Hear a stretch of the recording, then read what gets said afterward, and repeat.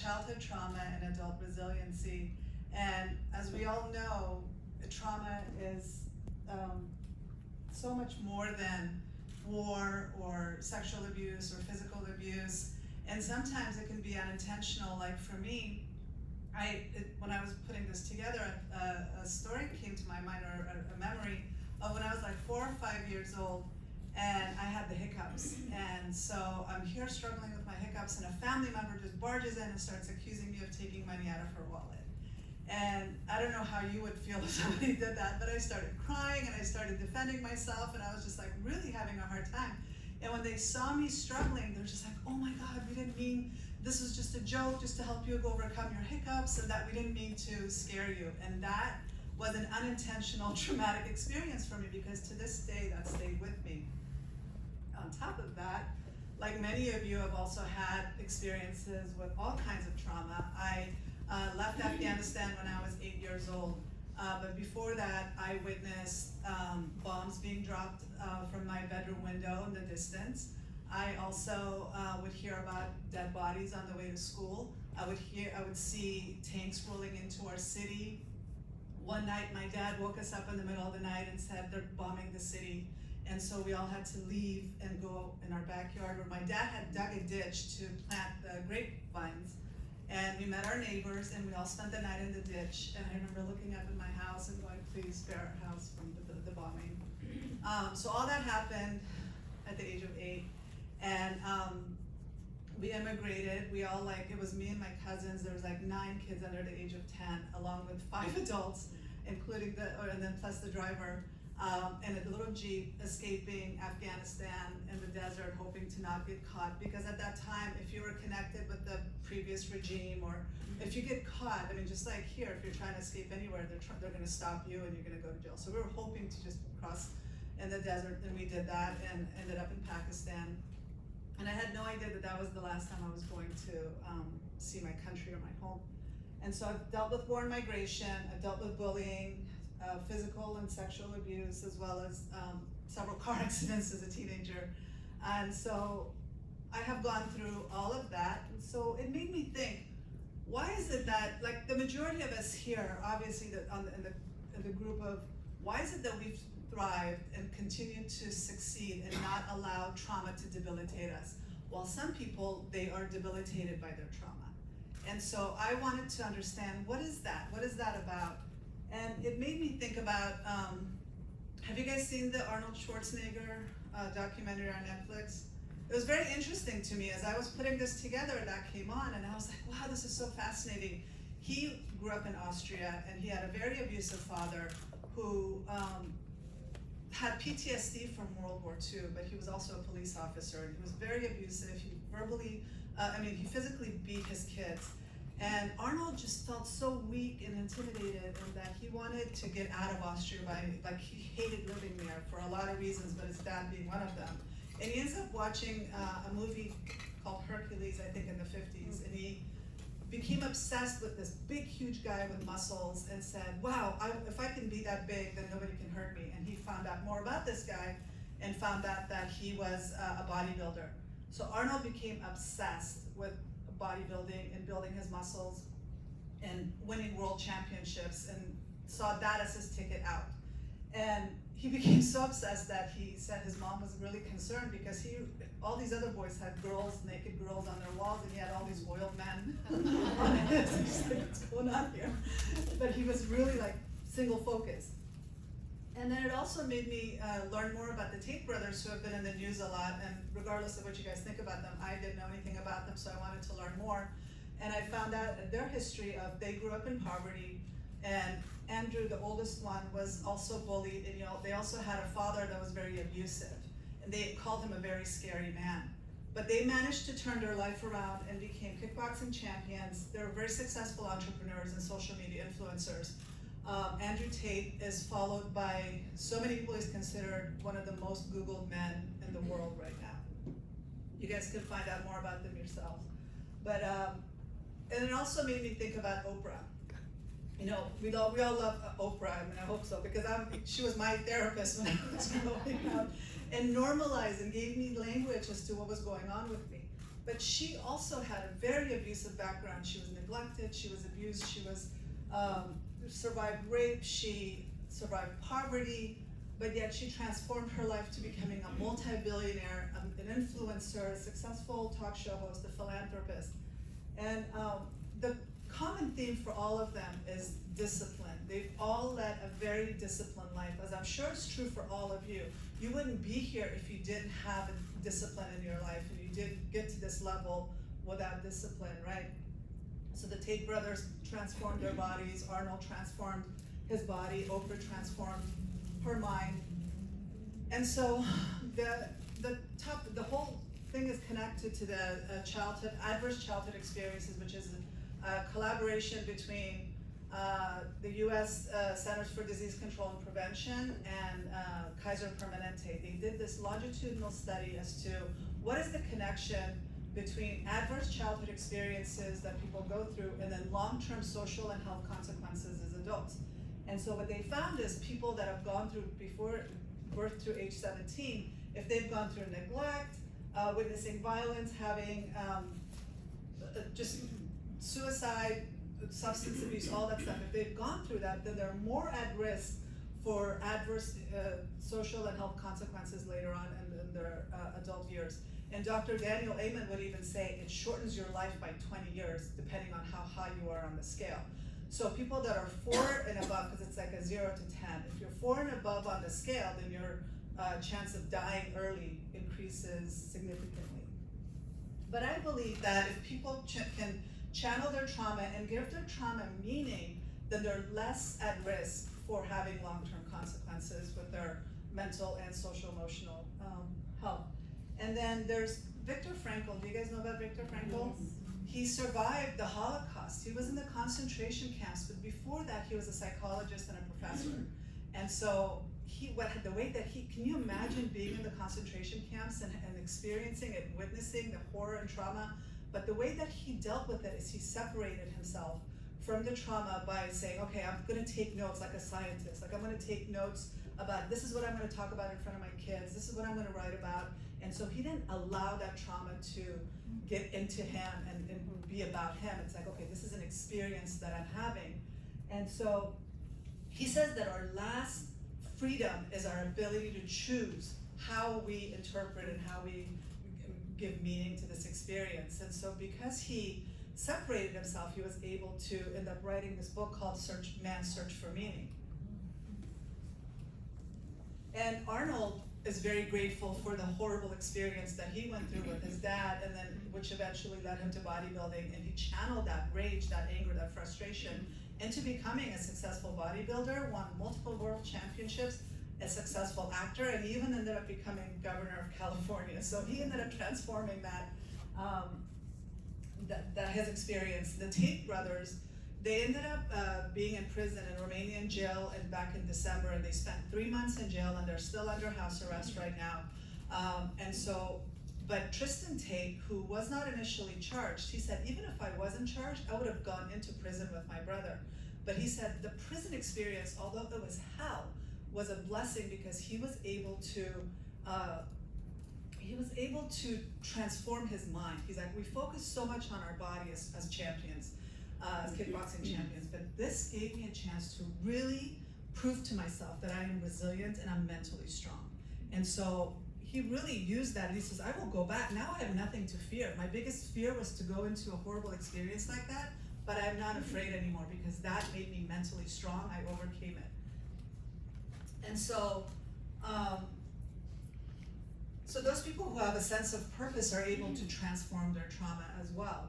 And another thing that came out of the ACE study is that the concept of protective factors.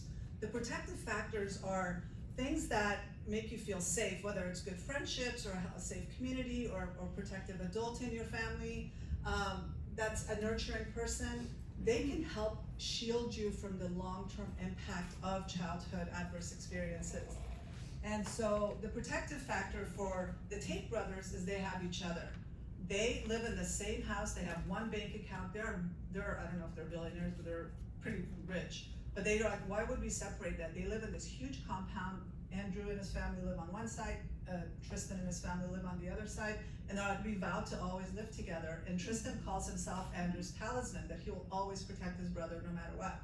Oprah, of course, has always had Gail. They met when they were in their early 20s, and so they've always like supported each other and had each other's back, and so that's her protective factor. And Arnold, no matter where he's gone, he's always created a group of people that has supported him. Even when he ended up becoming champion bodybuilder in Austria and Germany, when he came to America, he brought some of those people with him so he could create another social network of people that supported him. And so for me, my protective factors were my grandparents and of course my dad. But when we came to this country, we came with my cousins, and so we all came together and supported each other. And even like the beginning when we came to school, we didn't speak English. We were all together making fun of all the people that didn't know what we were saying. And so that bonded us. And to this day, we're all together. And they live in California now. I live in Arizona, but we still are supportive of each other. So that was my protective factor. But even with my protective factor, all the trauma caught up to me when I came to this country. I became debilitatingly shy. I couldn't speak in class. It limited my opportunities with the career that I chose. I wanted to be as small as possible. So for me, doing something like this is really crazy, because I wouldn't have done something like this 10 years ago. But journaling, and when I was in the 7th grade, my teacher asked me to do a class project to journal. Journaling saved my life, because the times that I felt suicidal, the times that I felt like I had no one on my side, it really helped me process. And I made a vow to myself when I was probably 14, 15, that I noticed that I was putting on masks to different people. I was a different person in school, I was a different person with my friends, I was a different person with my family, and I was like, I don't want to lose sight of who I am on the inside. I want to be as raw and honest to myself so that I know who I am at all times. And journaling, to this day I journal. Maybe not every day, I don't need to do it all the time now, but initially I did, and so that's really helped me. But it also forced me to, I became addicted to wanting to overcome the shyness, because I wasn't that debilitatingly shy person when I was a kid. Before we immigrated from Afghanistan, I was a sassy, bossy little girl that commanded a lot of attention in school, and when my teacher went missing, because we have ranks in school, so you're number 1, number 2. I was the number 1 kid in the class, and so when my teacher went missing for 2 days before we left, I had to lead the class. I walked him over to sing the Russian national anthem, and so we had to do all of that. And so I knew I had more in me than this debilitatingly shy person. So I became obsessed with self-help books. I would buy self-help books. I wanted to overcome whatever was going on with me. I became obsessed with training my brain, as obsessive as Arnold was about training his body. And so I started learning. I started taking psychology classes, and eventually, I had no intention about becoming a psychologist. Eventually, I was taking these classes to help myself, to heal myself. And the more I kept taking these classes, the more I learned about myself, the more I was able to help the people around me. And of course, eventually became a psychologist. And as I healed and improved my life, I was able to heal the lives of my patients and give them those skills that I had. And one of the ways that I feel I'm different than a lot of psychologists is I have a lot of personal experiences that I've gone through. It's not textbook experiences that I've just been trained in. So that's really helped me. But as I healed myself, I also healed my generational trauma so that it stopped with me. I didn't want us to continue with my daughter. She didn't need to have this burden of carrying this on. And so that was another motivating factor. And of course, doing this work is super hard, right? Nobody wants to deal with that. And I don't know who I was talking to earlier. I think it was you that it's easier to be external, right? With our blame. I could have said, I'm a victim of war, I'm an immigrant, I survived childhood, sexual abuse, physical abuse, whatever, and I just can't do anything. But I didn't. It's like I wanted to do the work because that's where the reward is. And so the work is hard. It's challenging yourself to grow as a person is hard, and to challenge those negative beliefs about ourselves is really, really hard, but it's so worth it in the end. And so when you're externally focused, it's so much easier to blame everybody else, but then saying, no, I need to see how I contribute to this situation. If I'm having, anxiety and trauma has definitely impacted my relationships. It's caused a lot of problems, and only when I started looking at it going, yeah, all those people can be jerks and that's why I'm really mad at them, but then, wait a minute, what am I contributing to this? Why am I constantly having the same problem with the same people? That's when I started growing. That's when I started to take responsibility and say, it's me, it's not just everybody else. It can't just be everybody else that's bad. There's something that I'm doing that's contributing to this. And so I also had to feel it. You have to sit with those horrible, dark, negative feelings. It sucks to feel those things, but we're in this society encouraged to numb ourselves, escape through alcohol, through drugs, watch countless hours of Netflix, do the doom scroll on our phone, do anything but sit and feel it. And so when I teach my patients to sit and feel it, a lot of them don't like that, but when they actually do that work and they feel safe to do it, they do see the results and they feel empowered. And my goal, no matter who I'm working with, is to make you empowered. I don't want you dependent on me in any way. I want my patients to be independent and to go on and say they have the power within themselves.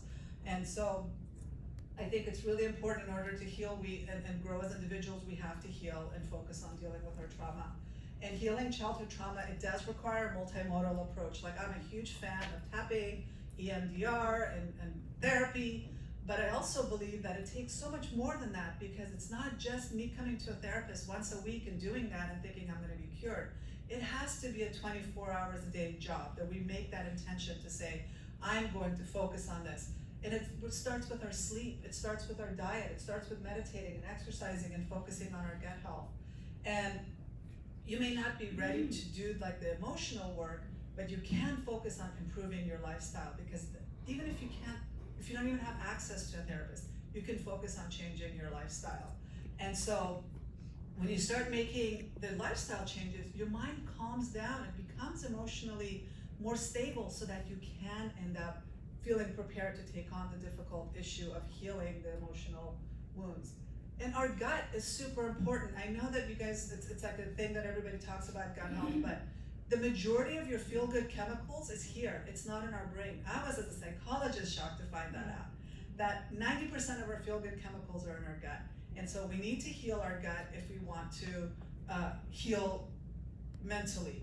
And it starts by being disciplined with the foods that you eat. It starts with getting enough rest so that you allow your body to rest and repair. And it starts with exercising and calming your fight or flight response so that you can be open to sitting with it, sitting with those negative feelings and being able to heal. And if you can't even do that, then start with organizing your closet. If you can't even do that, that's overwhelming. Pick a kitchen drawer in your house and just organize that. It takes like one little step. You don't have to start with all of it. Take one little step and be intentional about why you're doing it and what your goal is. And keep building on that, and keep building and growing on it. Because if we allow trauma, it can rob us of so much joy and happiness in our life. But if we can do the work and focus on healing, then we end up empowering ourselves in the face of trauma. And of course, like I said, psychotherapy and psychiatry can be supported, can be helpful in supporting our emotional healing, but it's the consistent actions that we take that's going to create the long-term results that we need. It's not just about going once a week to somebody. It's not just about taking a pill. If the pill was enough, we wouldn't need mental health professionals. None of you guys would be needed, because everybody would just take a pill. But it's more than that. And so I have this interview, if you guys wanna